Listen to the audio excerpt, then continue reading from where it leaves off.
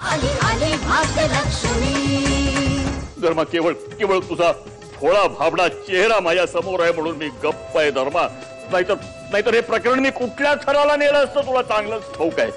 अरे संपूर्ण भिरागाव मी पेटवला असता रे। भिराईला सांगून तुझ्या बापाला म्हणजे या धनाजीरावाला मी जाळून भस्म किरे केला असता।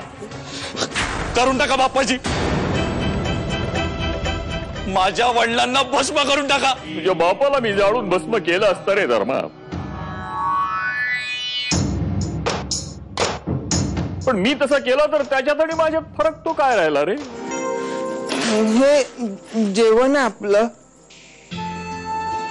हो हेच जेवण आहे आपलं। मग मी हे खाऊ?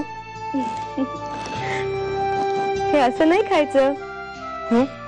या गव्हाची मी तुमच्याकरता चपाती करीन, ती चपाती तुम्ही खायची। चपाती? मला आवडते चपाती। लवकर करते। हा तू किती चांगली आहे बाबा, तुम्ही इतक्या खालच्या पातीला जाल याची मी कधी कल्पनाही केली नव्हती। हो बाबा, तुमचं माझ्यावर कधी प्रेमच नव्हतं। तुम्ही आपल्या नात्याचा एक खून केलात बाबा। धर्मा, आवाज चढवून नका बोलू बाबा, नाहीतर माझा तोल गेला ना तर माझाही हात उठेल। धर्मा, कोणाशी बोलतोस तू? अक्कल आहे की नाही तुला? बाबा आहेत तुझे ते? बाबा नाही येत ते, कांताचा खून करवलाय त्यांनी। बाप्पाजी, हे काय कारस्थान आहे? माझ्या मुलाच्या मनात काय भरवलंय तुम्ही?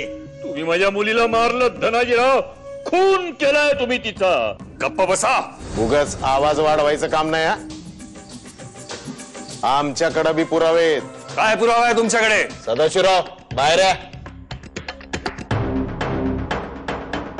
सदाशिव, काय प्रकार आहे हा? मालक, रागावू नका। तुम्हीच दिले होते मला 2 लाख रुपये ह्यांच्या मुलीला कांताला मारण्यासाठी। ऐकत नाही अजिबात।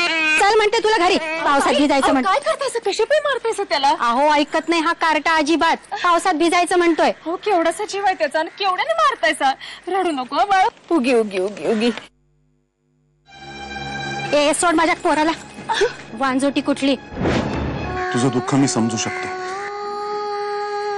पण अशी हरून नको जाऊस। थांबदेवा, भाईचं दुःख तुला नाही कळायचं। अरे समजा गाव मला वांचोटी म्हणून हिणवतं या,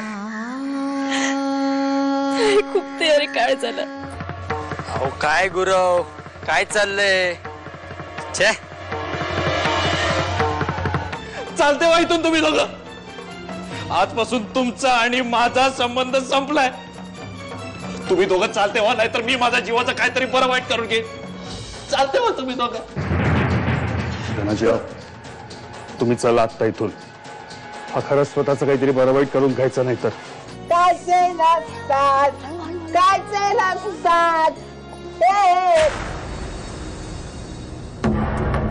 काय तमाशा लावलाय हा? आई, मी ते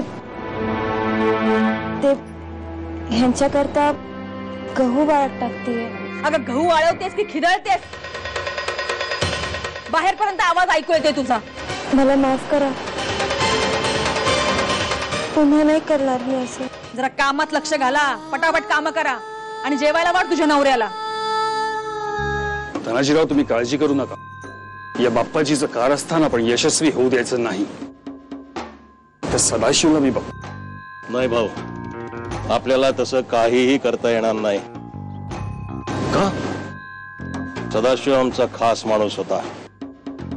त्यावेळी त्यांनी आमची बरीच आडमार्गाची कामं केली होती। आता बाप्पाजींनी त्याला पूर्णपणे वश करून घेतलेलं आहे। त्याने जर बाप्पाजी समोर तोंड उघडलं तर आम्ही गोत्यात येऊ शकतो।